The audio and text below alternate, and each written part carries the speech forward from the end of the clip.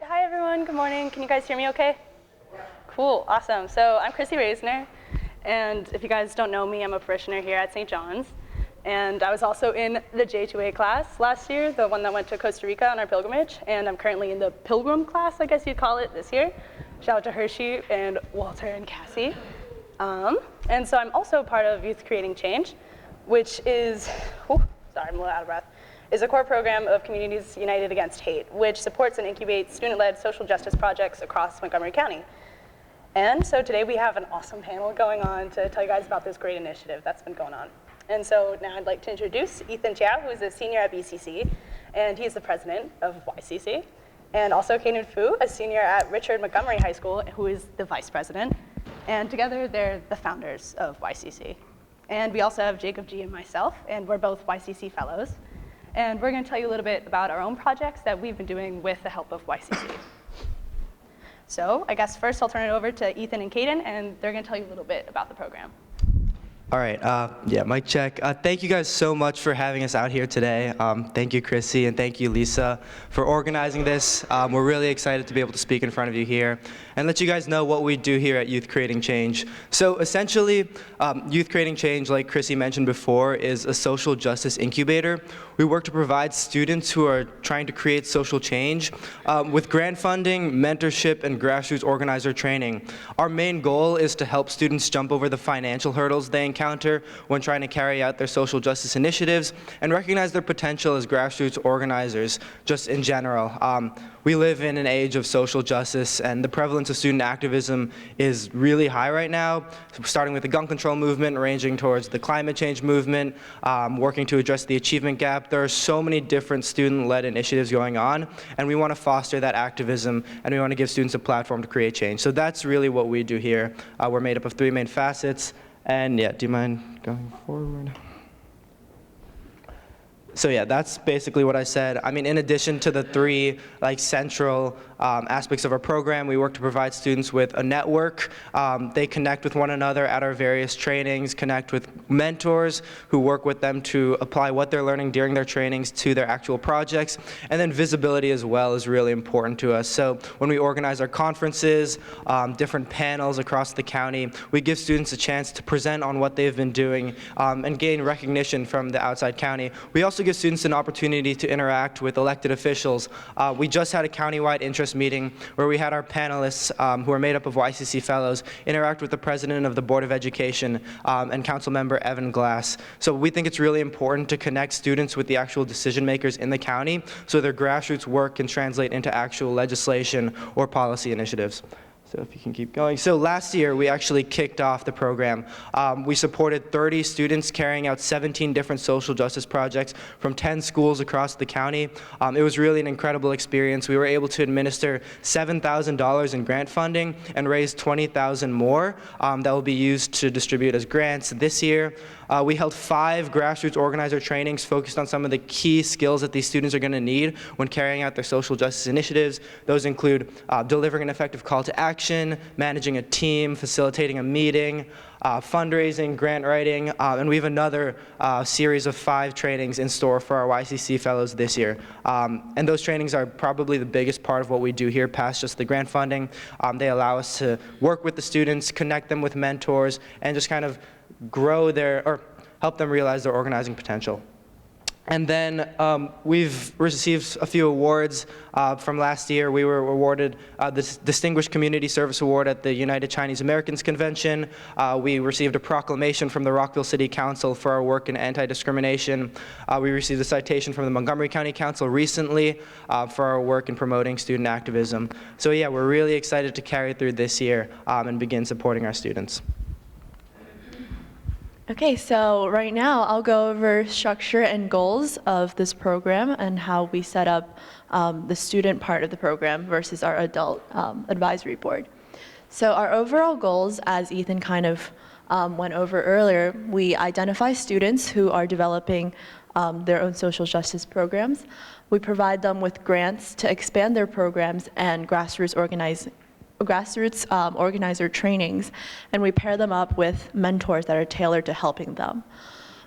We partner them with established social justice groups, and for that, I guess it's kind of YCC's, what we're really, sorry, I'm losing my train of thought, but it's what Ethan talked about with the network that we provide them with. So not only do we have connections to many adult organizers in the community, we partner with student groups such as MoCo Students for Change. I'm sure you guys have heard of them. They're pretty big in the county right now. And we organized an annual social change fair in the spring. So we did that last year. It was really our primary goal for the year, I guess, because that gives all of our fellows the visibility and recognition for the work that they carried out. And lastly, we connect them with other student activists, and we bring attention to their efforts, so through the social change fair. These are our 5 committees. So we have our Grassroots Training and Organizing Committee. So that committee mostly works with changing, or I guess modifying the modules that we use for each training. They work to bring together mentors and organize each training, and they decide on which modules we should provide the students with and the timeline we should follow through with. Secondly, we have our Outreach and Publicity Committee. This is a very important committee because they get all of our, they promote all of our events. They get all our audiences and attendees to our events. And next we have our fellow mentor coordination. The mentorship is a really big part of our program. Without our mentors, a lot of our fellows wouldn't have the support and guidance that they need to carry out their own projects. So that's also a very important committee. Next we have grant funding. So I think we held a fundraiser here last year, so our grant funding committee works with controlling our grants. They work with fundraising and other monetary issues, I guess. And our countywide outreach, so that is, we're trying to reach as many high schools as we can right now. Of course, we also take in middle school students, but right now we have representatives in 15 Montgomery County high schools, and we want that to be ever expanding, and even into the DMV area. So our structure basically goes like this. So everybody that's in YCC really filters into either the high school students. So one of the 4 bullet points there, we have the president and vice president, who are currently Ethan and myself.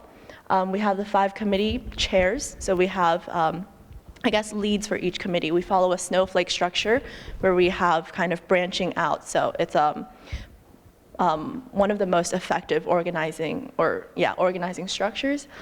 We have committee members under each of those committees, and lastly, we have YCC fellows who are the students that we support. And of course, our adult advisory board is very important to our program. They are composed of representatives from founding organizations and other adults in the community that are excited to help out. So this is a zoomed in version, or zooming in on our outreach and publicity committee. This is, I guess, students from 15 MCPS high schools right now, and we definitely want that to increase. And they do outreach through each of their own social media, I guess, connections. So we have each of our own followings. We also outreach through CUAH Action Network. So Community United Against Hate has, I guess, a big network. And through their action alerts, we really get a lot of the word out. And our YCC social media pages, so we're mostly active on Instagram, and our last slide will let you, will show our handles in which you can connect with us. So it was pretty incredible working with all of our fellows last year, and I think it was a really successful first year, but there's always room to improve, there's always room to grow, and one of the things we realized was that by uniting students, we can create much more change than working in our individual spheres. And that's really what our parent organization, Communities United Against Hate, works to do. So this year, in the ways we're looking to expand are by actually uniting our students. We want to join in on a collaborative legislative project focused on advocating for racial equity in our school curriculums, whether that's teaching students at a young age how to become more tolerant of one another, how to accept different cultures and to understand where students' backgrounds are from. I think that's really important, and I think we had 30 fellows last year. We have a much bigger reach this year, and if we're able to get like 60 students in on one project advocating at the state level for a piece of legislation or at MCPS, it could be really, really, really powerful. And that's something we identified through our social change conference last year when talking with elected officials. We're also looking to start this middle school initiative. I think middle schoolers are also cognizant of the problems that students go through, even at the young age of elementary school, but we'll start with middle school. I think we're going to try and partner certain high school social justice initiatives with middle schoolers, or connect students from those middle schools to their feeder high schools. I think inspiring the next generation of student activists is incredibly important, and giving students a way to get involved with high school social justice initiatives can give them a smoother transition into the high school kind of realm. We want to hold podcasts with our students. Like we said, visibility is one of the most important things that our program does, and by giving students an opportunity to talk on air or on video and spread that out to the county, I think that'd be much more effective than just giving little email blurbs about what these students are doing. Showing that face-to-face kind of connection could be really, really meaningful for people in the county to hear straight from those students. And then, of course, more fellows. We want to support as many students as possible. We've worked to build up this mentorship team that's going to work with the students. We have $20,000 to support students, and I think we have the capacity to expand, so that's one thing we're really, really excited about. And one thing we didn't touch on as much was our social change conference. I forgot to mention that. That's one of the it's like the cumulative event at the end of our program. Last year, it was made up of, or comprised of, intersectional panels focused on some of the prevalent issues that students go through, made up of YCC fellows and led by like decision makers in our county, whether they're council members, Board of Education members, or other elected officials.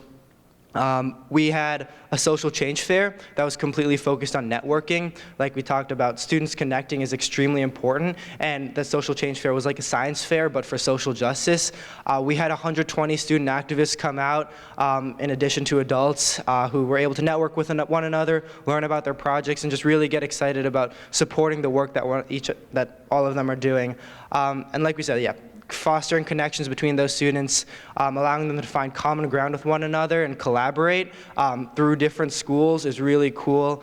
They can branch out past just their school sphere and work within the county, and that's one thing that YCC really strives to do. So yeah, and then... So speaking of expanding and having more fellows, we're very excited to announce that we are accepting grant applications or support applications at this time.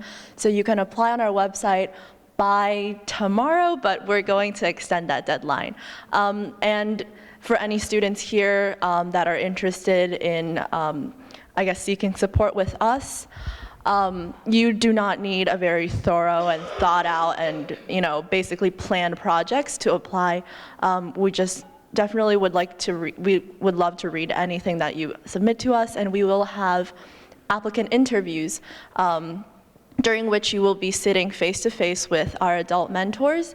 And through that process, I think that's where a lot of our applicants really develop their ideas even further. And our application process is really just for us to hear your initial thoughts. And it does not really, we don't really look at the quality of the application, but it's really about the thought that's there. And so our applicant interviews will take place soon after that. We haven't really set a strict deadline for how long we're gonna extend our application window. So we will be posting that on our website, so please keep track of that by visiting our website.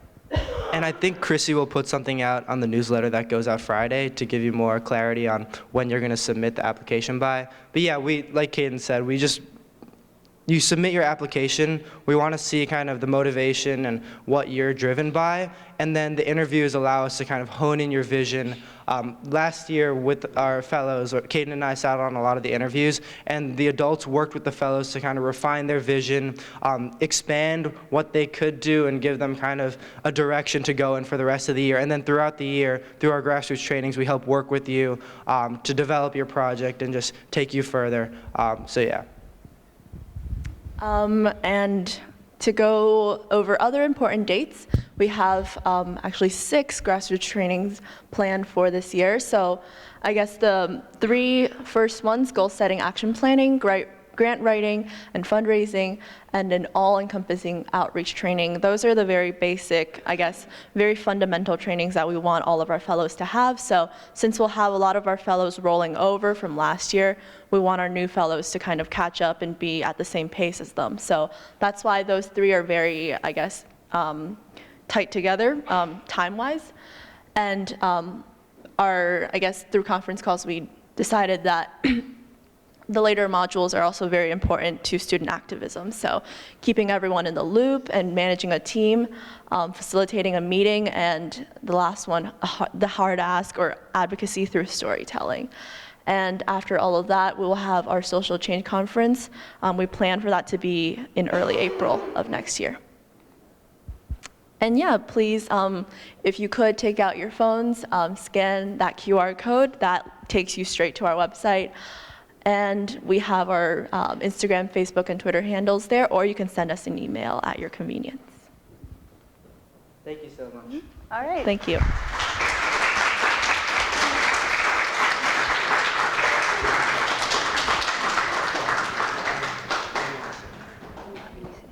guys want to take a seat anywhere else? Okay, so as you guys probably know, the focus of the forum series here this fall is social justice. So kind of keeping with that theme, I'm going to ask everyone a couple questions just about YCC, our projects, and just to kind of get a general overview. All right, so my first couple questions are for you two. And so I just want to ask, what does social justice mean to you guys? How would you define it? That's a tough one. I think social justice is essentially like a concept that like surrounds the area of opportunity for different social groups to strive in like education, in the economic sphere, and to interact with one another. I feel like when you don't have social justice, when different social groups aren't extended that opportunity, you see things like the achievement gap, racism, discrimination, where things hinder their ability to kind of go through life. And I think when you do see social justice, we see a cohesive like community where everyone's interacting with one another, accepting of one another's beliefs, and nobody is kind of prohibited by the social constructs that are put on them by different social groups. And that was a very kind of broad description, but I guess that's my best shot at what is social justice. Caden, your thoughts? Yeah, I think it's kind of ironic how we talk about social justice a lot, but when it really comes down to a definition, it's a really hard definition to give. But I think going along with what Ethan was saying, I think it's really about creating a global community, creating an atmosphere of acceptance and love within all people groups. Yeah, I think That's a great definition. All right, so another question for you two. What inspired you to start YCC? So back in October of 2017, Communities United Against Hate, a group we were both part of before YCC was conceptualized, held a schools conference focused on kind of bringing light to the issues that students went through in schools and the initiatives that they were carrying out to address those issues. And that's really where we and some of the leaders in CUAH became inspired to create this kind of program. It started out as just, okay, we need to give these students funding and some guidance for what they need to carry out their projects, because we know so many students have these amazing ideas because they're so close to the issues they go through in schools, but often don't have the resources or experience to actually like turn them into tangible change. So that was what it started out as.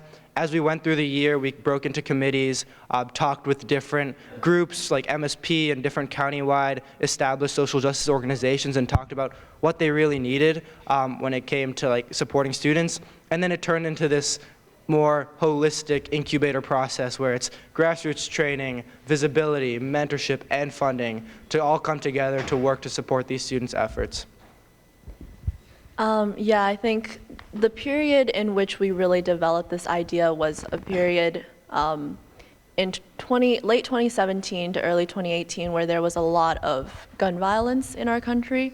So there were many school shootings happening around that time, and many students in our county were very passionate about gun control.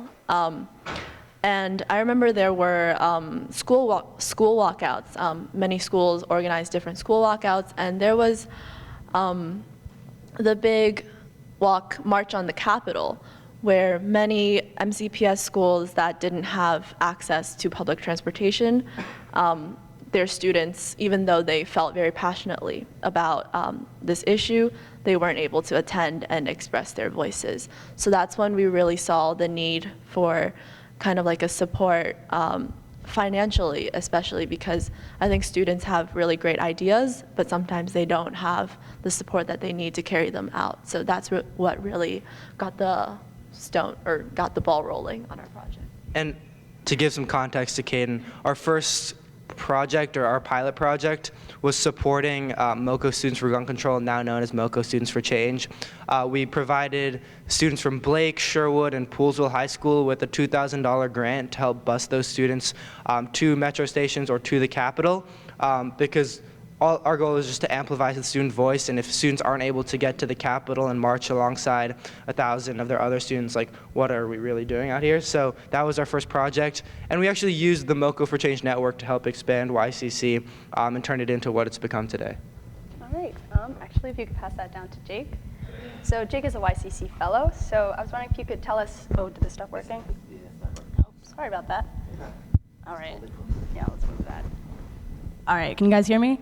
Awesome, sorry about that. Okay, so Jake, if you could tell us a little bit about your project and how you identified the social injustice that you based your project around.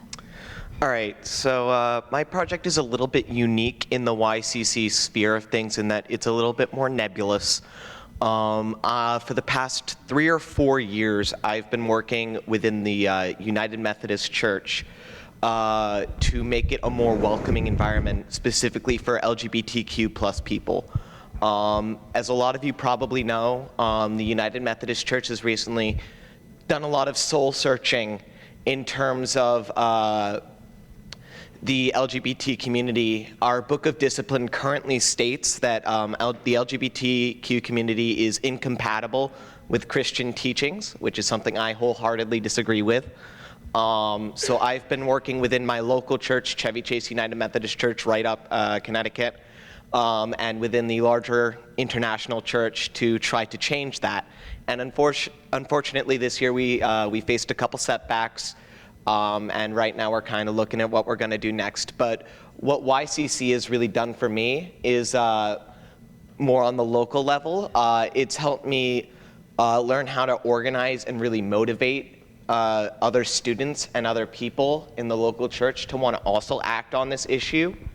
And to want to take action where they really didn't before, because they were like, we live in super liberal Chevy Chase, there's no problem, like none of this affects me, whereas really it does. And despite the fact that we live in this really accepting area, it's more of a bubble, and outside of here, and even within Chevy Chase, there are people and areas that aren't as liberal or as accepting.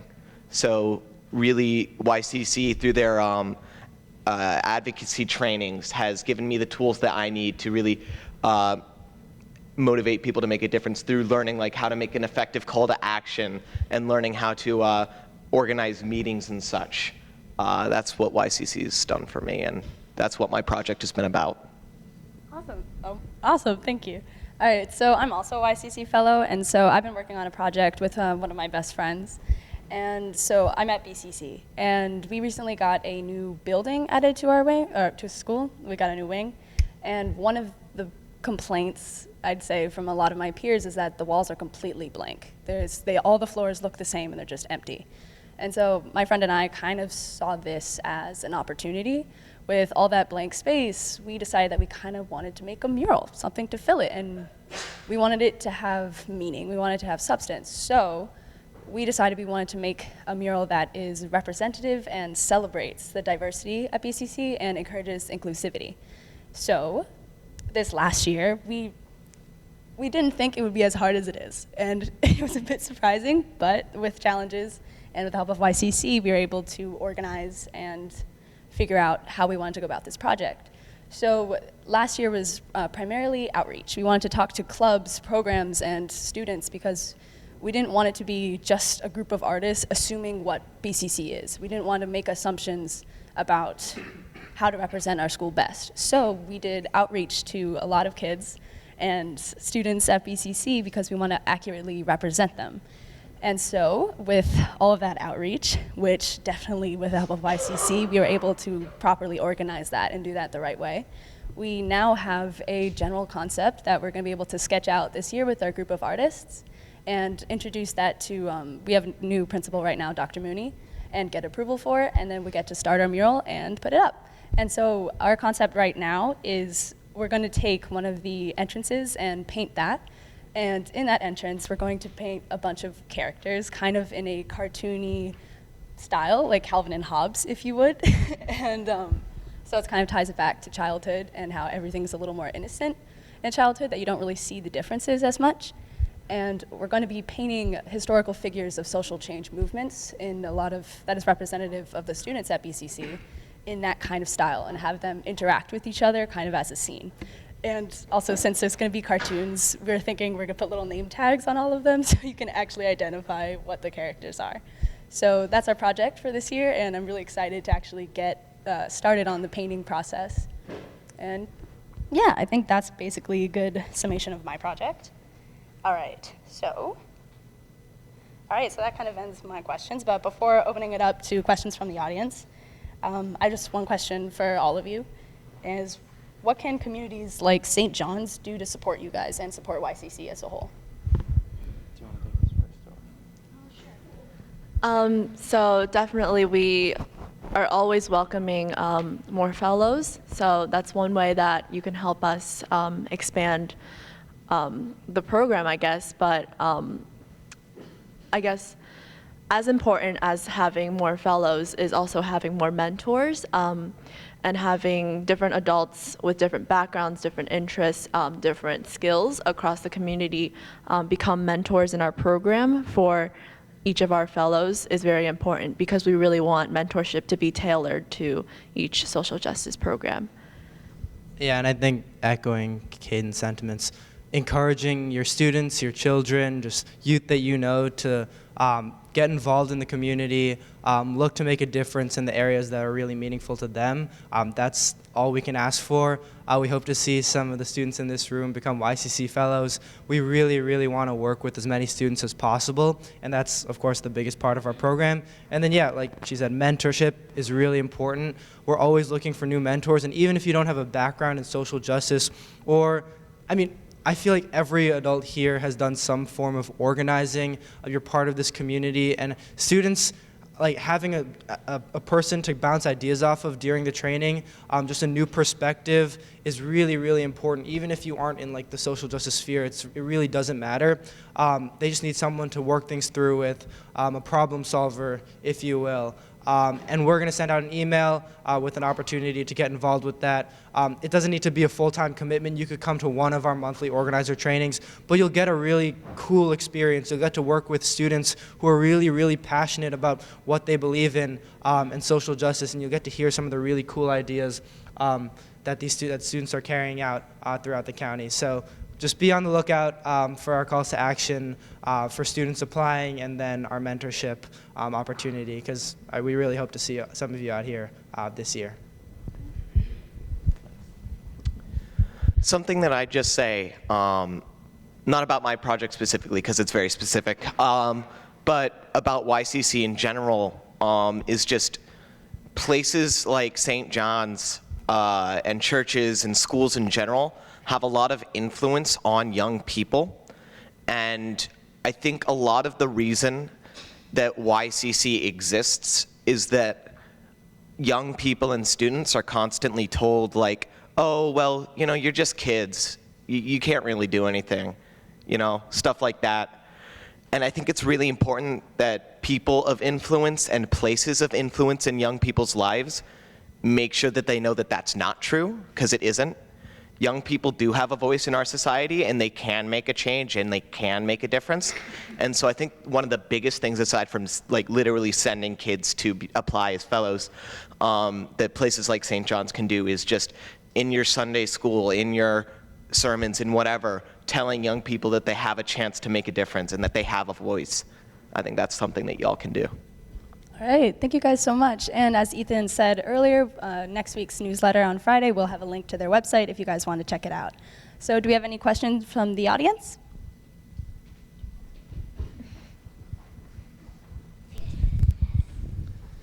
Yeah, question for the panel. So thinking about all of the, we talk in this forum about a lot of the difficulties in society, and I've heard from CUAH many statistics about the rise of, sort of shocking rise of hatred, I think, even in Montgomery County. I wonder if you could speak to experiences you guys have had or other fellows have had that lead you to believe that, what gives you hope? What are things that have happened through your experience that suggest that you can actually have a positive change on these things? So one of the big things that I did was I got my church to do this thing called the rainbowing of the church. If you're going down Connecticut Avenue right now, you'll see that Chevy Chase United Methodist Church has these two big rainbow banners that says "All are welcome" on the outside of it, and that's part of what we did. 2 years ago, my pastor was like, we can't even put a rainbow tabard outside. Like, we're not even gonna do that. We'll be reconciling, we'll be all for it on paper, but we're not gonna like state that we're for it physically in any way. So one of the things that I was doing was changing that. While we were outside this June during Pride Month decorating the church, there used to be a lot more out there. We took most of it down because it's not Pride Month anymore. And it was blowing all over the place. It was really a pain to keep in place.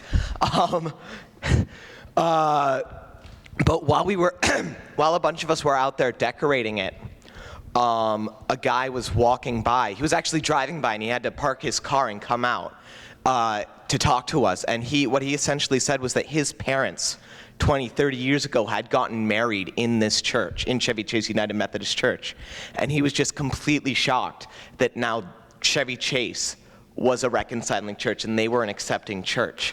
And so the fact that somebody who used to attend that church and who had such an, I guess, negative experience with that church in the past is now still in this area and can tangibly say that I'm making a change and that people around me and in this church are helping to make a change, that's something that gives me hope. Like, it is possible to help to change things. It's not just like, oh, on paper, we were already accepting and now just on paper we're accepting too.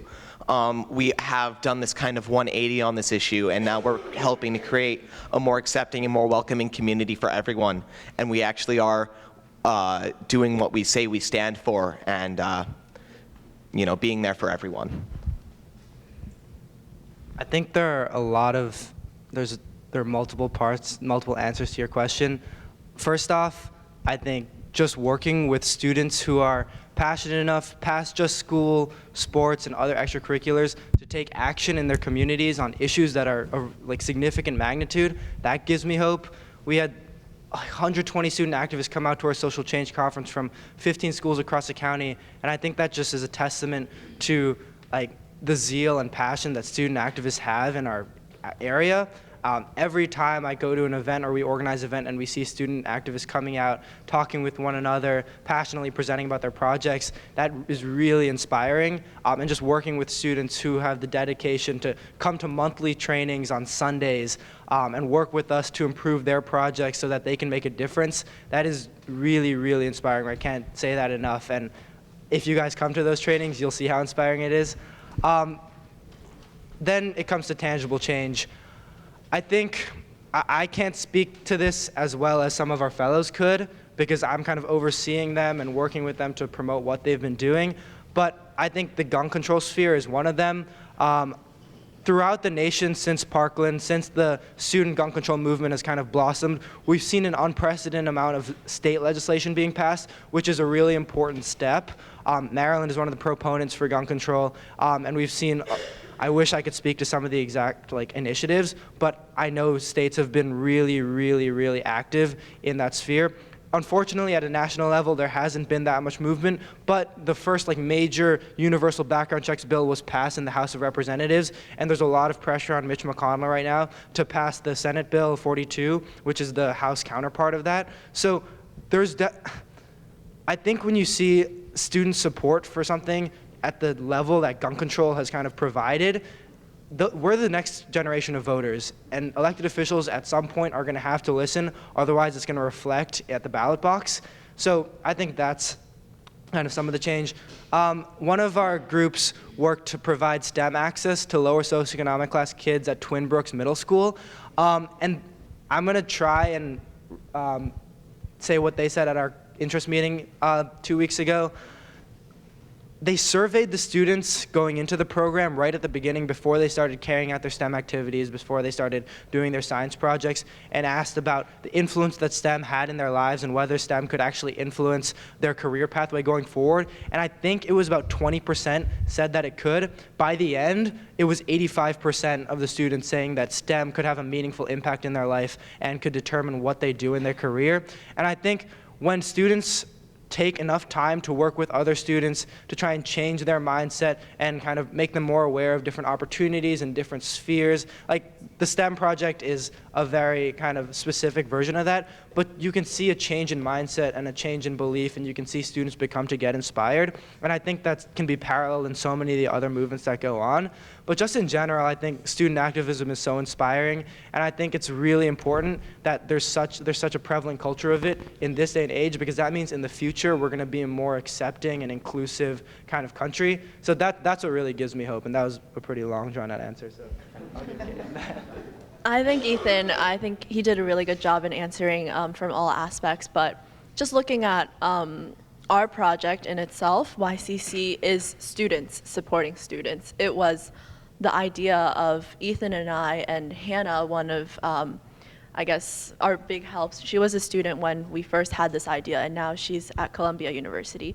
But through this, you can see how students really can make a change. And I think it's about instilling that mentality, instilling that mindset into younger generations that change needs to happen, and they can be the source of change. So I think just by looking at how far this program has come and how students are really able to empower other students to make a change, I think that's really empowering. That's something I really appreciate about keeping this program going.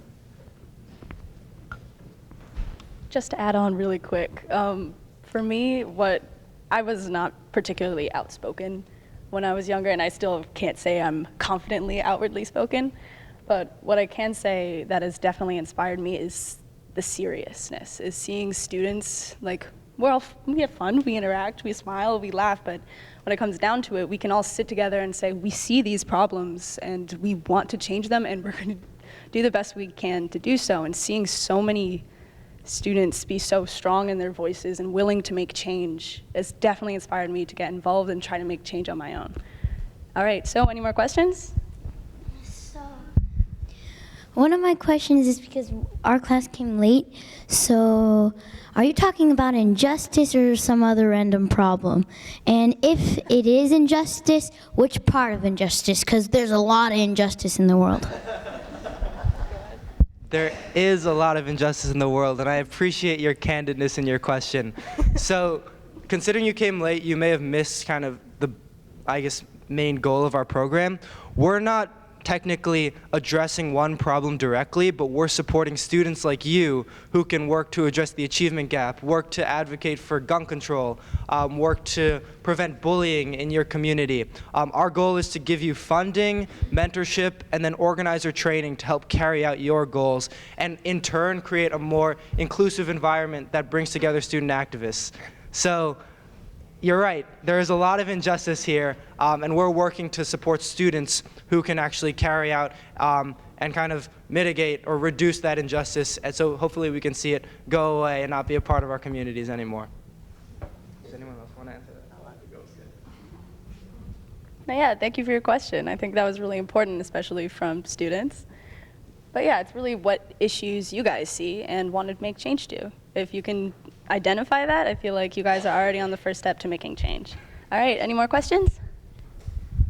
Have you guys ever worked with like multiple different schools at once? Yes, so we have 15 MCPS high schools that are, I guess, part of our program. So we have representatives at each of those schools.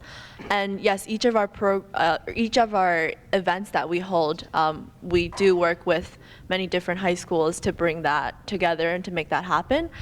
And I think our countywide effort is also very important. So we connect with student groups such as MCR, so Montgomery County Regional Student Government Association, and big social justice groups such as MoCo, Students for Change, as Ethan talked about earlier. So these big groups that have a large network, a large influence over the student body. I think it's very important that we do work with multiple schools at once because change has to happen. I mean, change does happen, starting from, I guess, a small scale, but eventually for change to make an impact, it has to bring people together. It has to bring students across the whole county together, and it's important that students all recognize this issue and collaborate to make it happen. So yeah, we have outreach coordinators in 15 schools, and I think last year we had 10 different schools involved. So if you wanted, I don't know if he's listening anymore, so technically if you were to get involved, you could work with students from different high schools and different middle schools in your area. So you get a chance to meet a lot of new people who are doing some really cool things across the county. All right, nice question. Any more? First of all, I just want, I want to commend you as somebody who's a product of the civil rights generation and the Vietnam War generation. We tried to do our part, but it's just so exciting to see you all so engaged and so committed. But I would like to hear a little bit more about some of the other specific projects that you have seen. You've talked about a couple of them, you've talked about some broad areas, but can you talk a little bit about kind of different things that people are doing? So we have one group, based off the top of my head, I'll try and list off a few. And Caden, you can fill in anything, and you too, if you have any. So one group called Valencia, which is the Spanish word for courage, and I butchered that. Valentia, I'm so sorry. I don't take Spanish. But they work to achieve a more inclusive environment for Latino students and immigrants in this kind of toxic, like xenophobic political culture.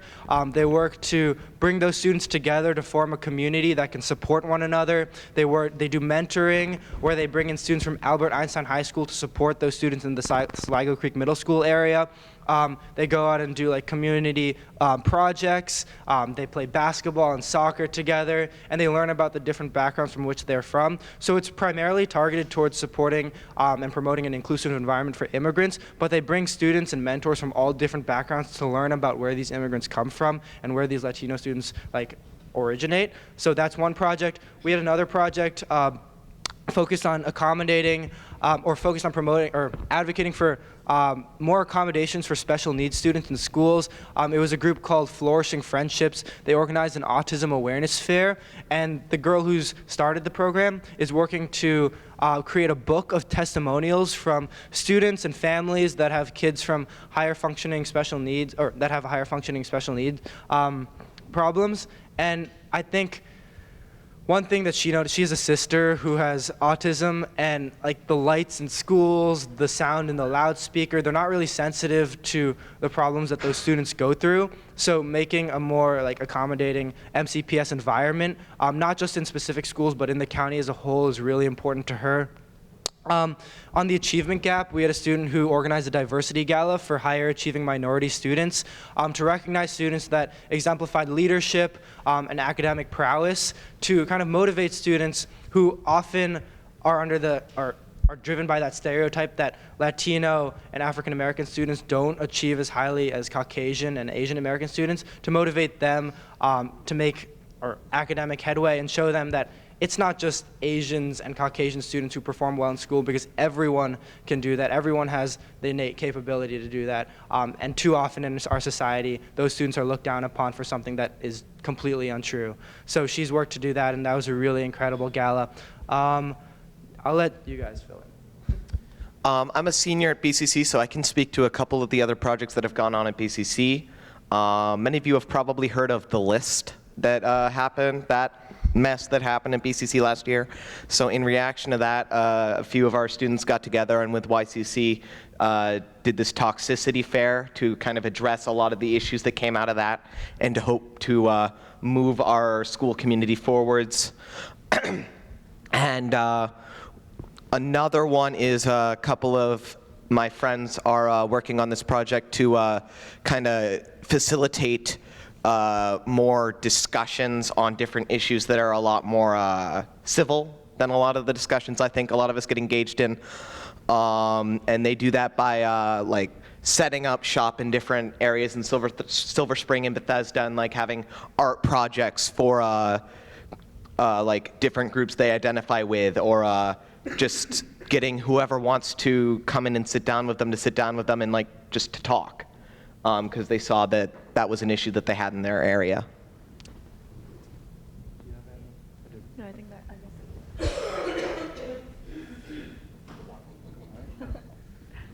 Okay, so we only have about 5 more minutes, so if we have 1 or 2 more quick questions. Okay. Oh, okay. Hello. I guess I have the mic. I work with teenagers like Ethan on a daily basis, and I'm convinced and encouraged by their passions. I'm blown away by their passions, and but my concern is sustainability, not environmental sustainability, but the sustainability of ideas.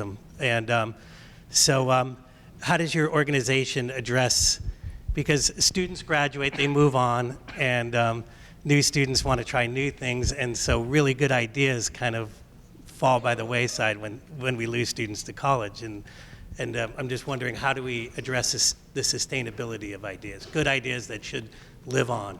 And I think that's extremely important, considering we only have 4 years in high school. There's a constant cycle of kind of students going off to college and movements kind of dying down. And one thing we've been doing in Youth Creating Change is trying to kind of groom underclassmen to take leadership roles once we leave. I think that's something, we get so caught up in the movement ourselves that we forget that we might go on to different regions or have different focuses as we go on to college. So it's really important, and I think this is something we're going to stress a lot through our trainings this year, to engage younger students in your initiatives, inspire them, and give them leadership positions so that they can kind of take over the program when you graduate.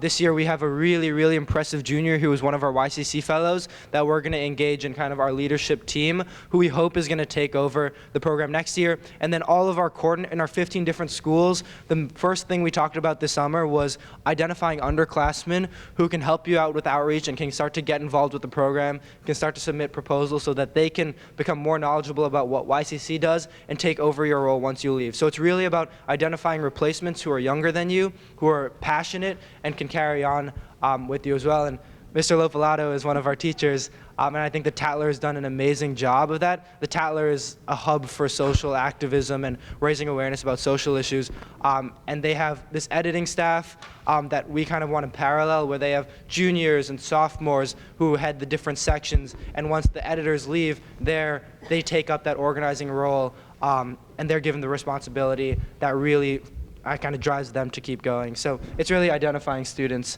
who are younger that can take on the role. All right, so I think we have time for about 1 more question. And also, if we don't get to everyone, I'm going to be here a little after, and also they can answer as well, so you guys can come up too. So, last question. So, are you the only organization who's doing this, or are there more? Sorry, what? So, are you guys like, is your school the only school that's doing this, or is like other schools doing this? So, first off, we're a mix of a bunch of different schools, but I think your main question is, like, are there other social justice incubators out there? And I think there are. I haven't really heard of any in this county, but there are definitely other like adult-led incubator processes that work to promote like student activism. There's this opportunity called the Lazarus Leadership Program that does a similar thing that we do. They work to train students, but I think one thing that we're unique, that makes us unique, is that we're student-led. It's a lot of student-to-student interaction. A lot of our trainings are led by really experienced student organizers. So I'd like to say that we are a pretty unique organization in the county. I don't think there's another organization that we've heard of that does the exact same thing as us. But yeah, I think, does anyone else want to take a shot at that? Right, so we actually received an opportunity to collaborate with LearnServe International. I'm not sure if anyone has heard of that, but they also have an incubator process, or I guess program under them. But like Ethan said, I think one really empowering thing about YCC is that it's students empowering students, and we want that to continue. So we want students to be the leaders and the propellers for change. So all of our trainings are led by students. Although they are trained by experienced adult organizers, it's these students that are, exchanging their skills and working together to make change. So although there are other organizations that serve a similar purpose, I think we're unique in that way. All right, that was a great question.